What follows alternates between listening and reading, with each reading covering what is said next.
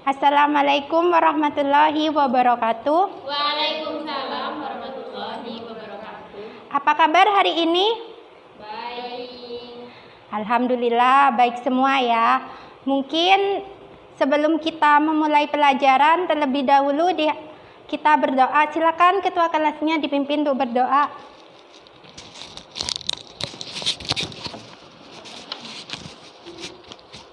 Baik, sebelum pelajaran dimulai, mari kita berdoa menurut agama dan keyakinan masing-masing. Berdoa dimulai.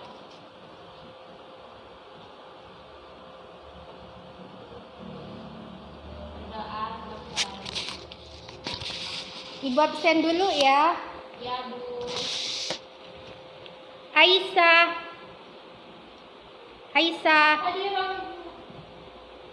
Eva. Adela. Rizal. Kemana? Nggak tahu. Gak ada suratnya? Nggak ada.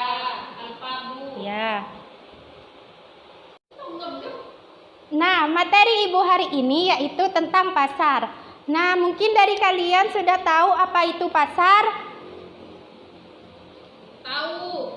Ya, silakan, apa pasar itu? 4 orang jualan. Ya, benar. Silakan.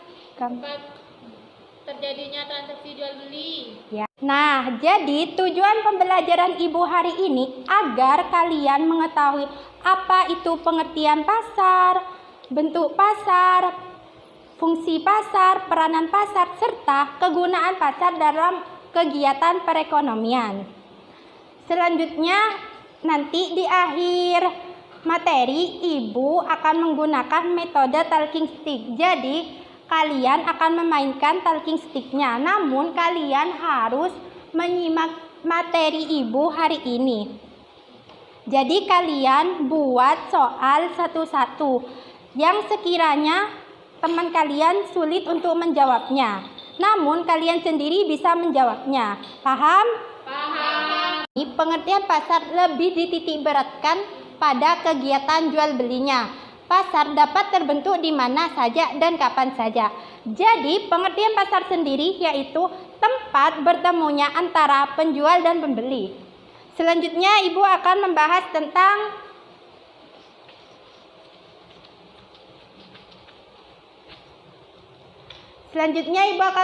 tentang fungsi pasar. Nah, di sini fungsi pasar ada 3. Yang pertama, fungsi distribusi, dan yang kedua, fungsi pembentukan harga. Yang ketiga, fungsi promosi, transaksi. Nah, fungsi distribusi ini untuk memperlancar penyaluran barang dan jasa dari produsen ke konsumen. Selanjutnya yaitu fungsi pembentukan harga. Di fungsi pembentukan harga ini, fungsi pasar berfungsi untuk kesepakatan harga antara penjual dan pembeli.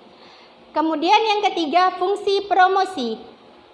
Fungsi promosi ini, pasar merupakan sarana paling tepat untuk ajang promosi. Jadi, di fungsi promosi ini, pasar menggunakan brosur ataupun pamflet untuk mempromosikan jenis barangnya. Lanjut, Mbak. Selanjutnya, Ibu akan membahas tentang bentuk-bentuk pasar. Nah, bentuk-bentuk pasar di sini ada berapa anak-anak? 6. Ya. Bentuk-bentuk pasar ada 6. Yang pertama, pasar menurut pelayanan dan kelengkapannya. Yang kedua, pasar menurut fisiknya. Dan yang ketiga, pasar menurut waktu terjadinya. Yang keempat, pasar menurut luas wilayahnya. Yang kelima, pasar menurut barang yang diperjualbelikan. Serta yang keenam, pasar menurut bentuk atau organisasinya. Nah, jadi pertama Ibu akan membahas tentang pasar menurut pelayanan dan kelengkapannya. Jadi di sini pasar menurut pelayanan dan kelengkapannya dibagi menjadi 2. Yang pertama yaitu pasar tradisional. Mungkin dari kalian sudah tahu pasar tradisional itu apa? Silakan Mbak dibacakan pasar tradisional. Dalam pasar tradisional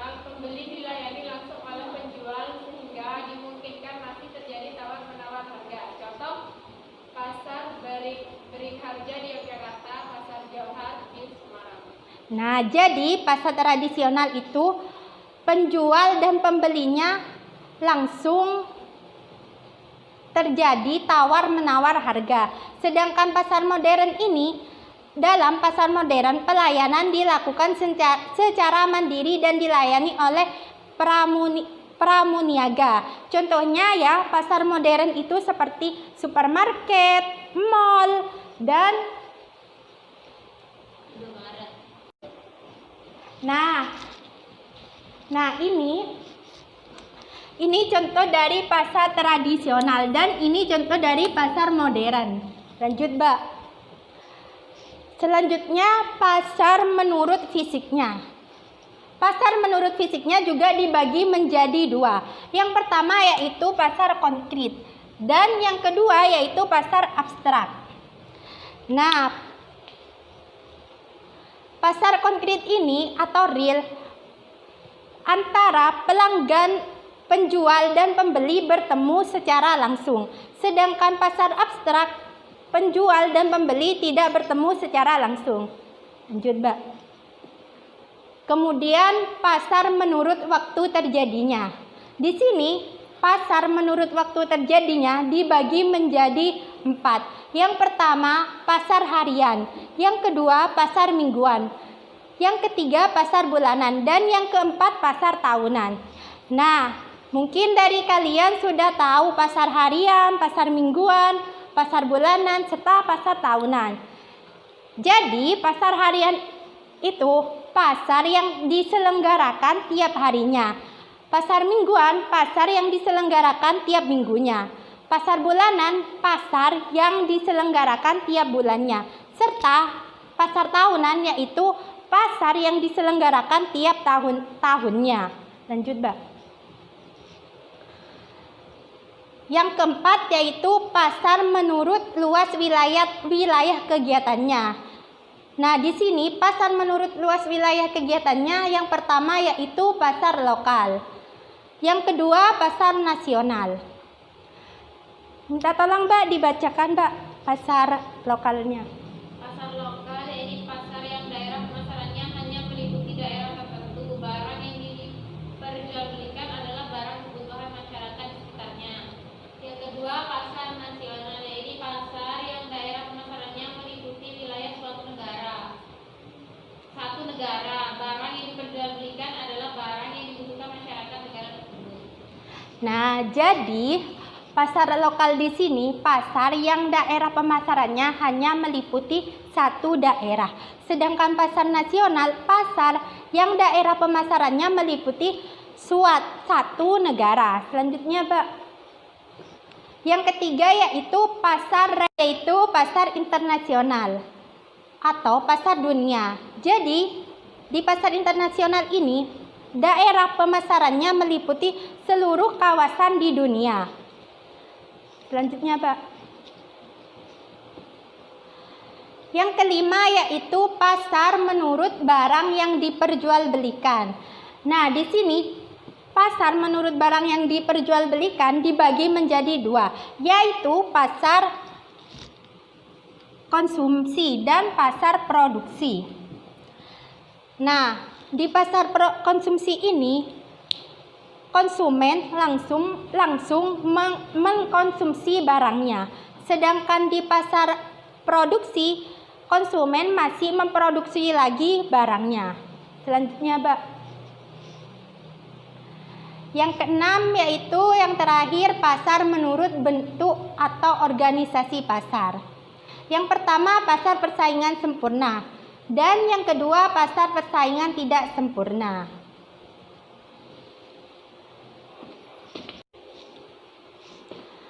Yang pertama yaitu pasar persaingan sempurna.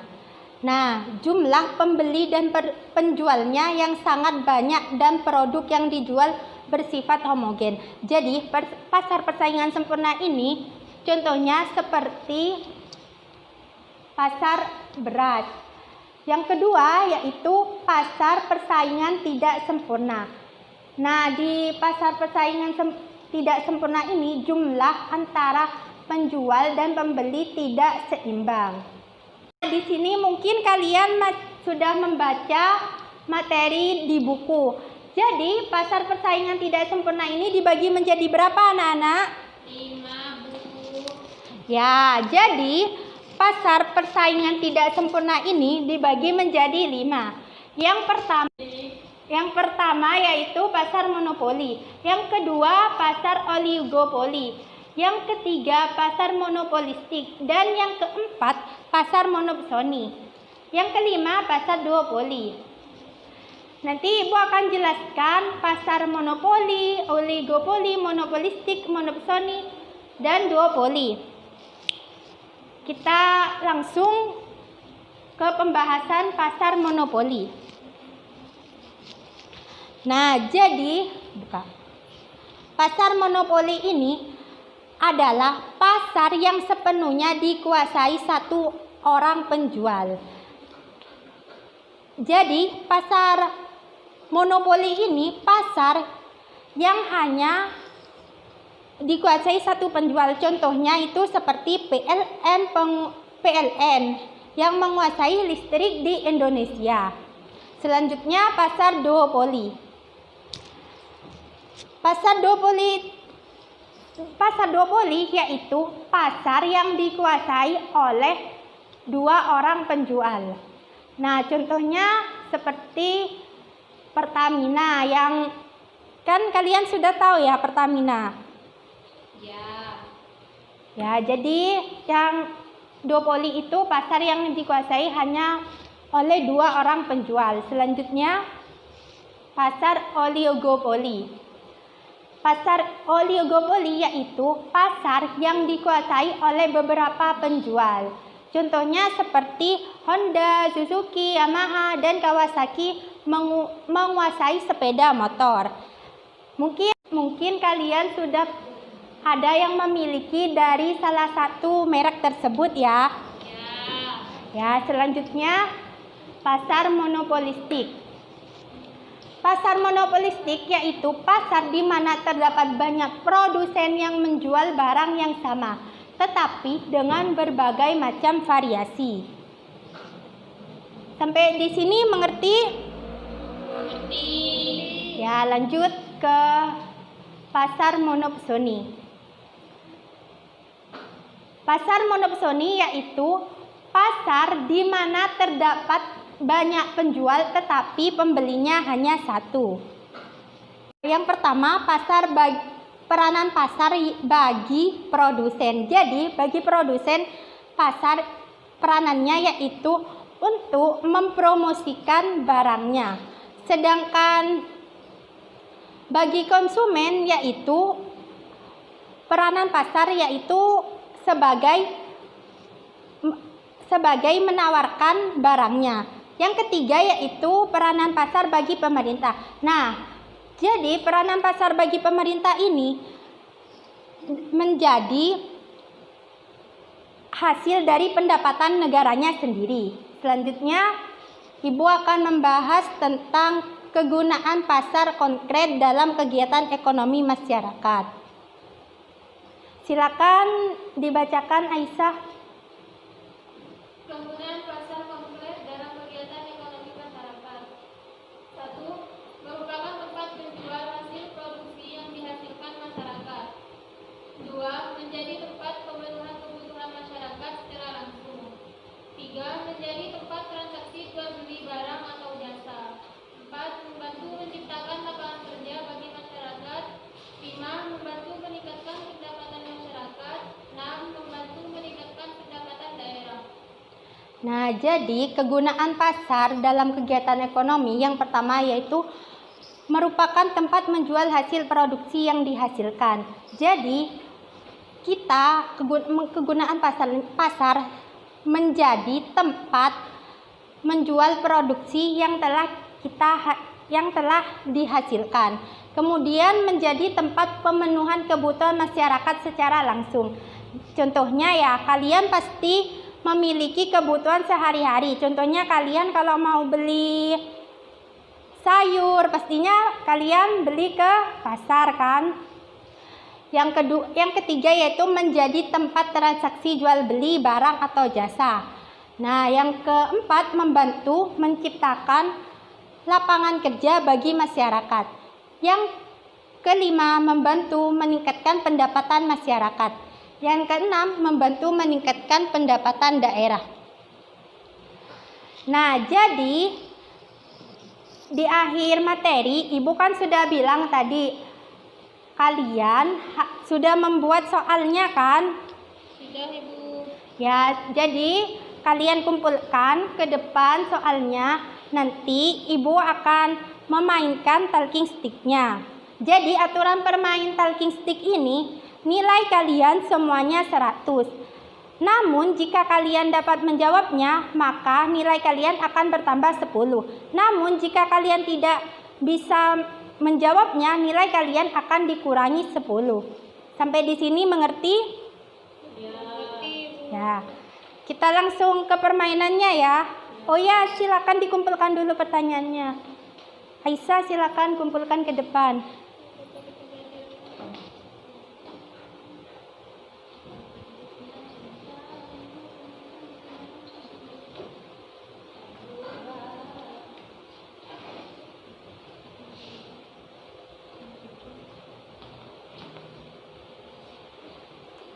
Jadi kita langsung memainkan talking stick-nya ya.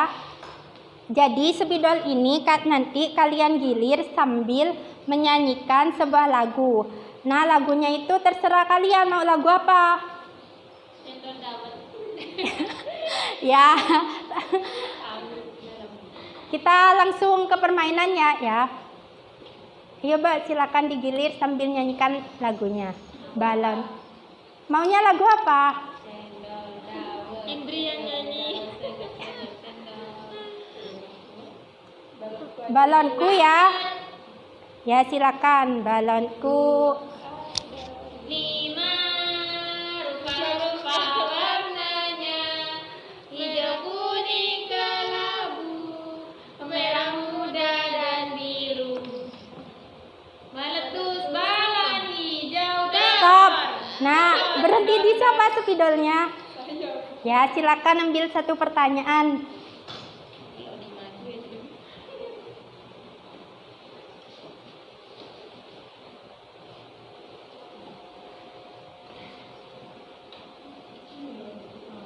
Apa? Pertanyaan dari Indri, Bu. Ya, silakan dibaca pertanyaannya kemudian dijawab.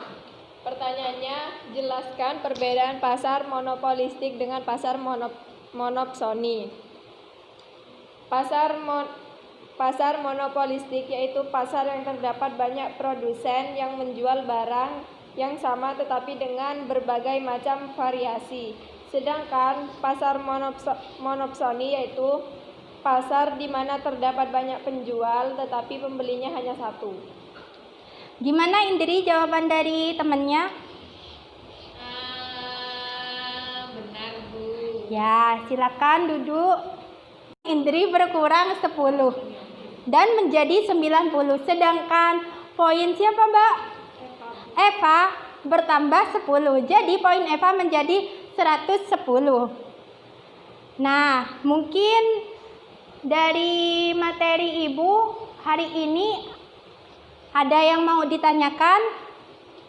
Saya, Bu. Ya, silakan. Tadi kan Ibu menjelaskan pasar abstrak, cuman belum memberikan contohnya. Tolong Oh. berikan contoh dari pasar abstrak. Ya, Mbak, coba Mbak ke slide yang tadi bentuk-bentuk pasar ya, Mbak. Terus, Mbak. Terus.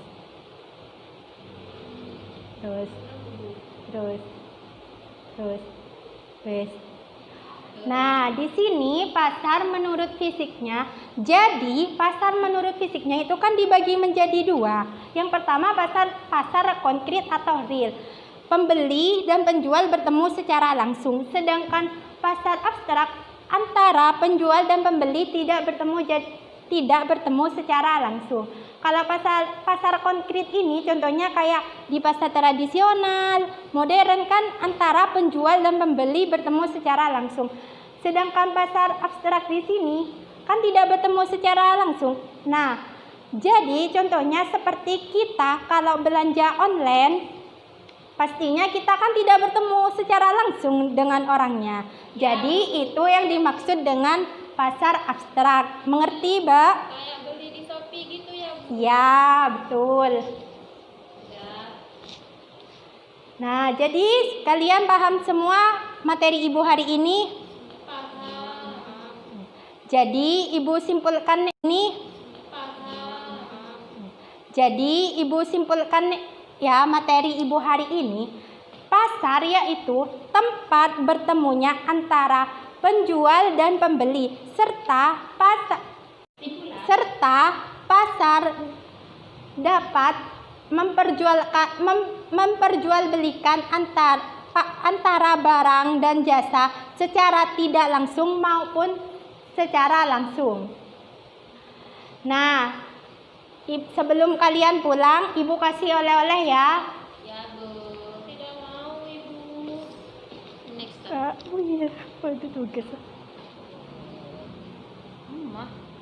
Nah, jadi sebelum kalian pulang, kalian kerjakan tugas individu ini, lalu kumpulkan minggu depan.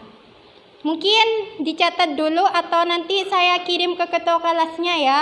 Ya, Bu. Kirim aja, Bu. Ya. Nah, mungkin pertemuan Ibu sampai di sini ya. Mungkin sampai di sini pertemuan Ibu kali ini. Ibu tutup ya pertemuan hari ini. Kurang lebihnya Ibu mohon maaf. Wassalamualaikum warahmatullahi wabarakatuh. Waalaikumsalam.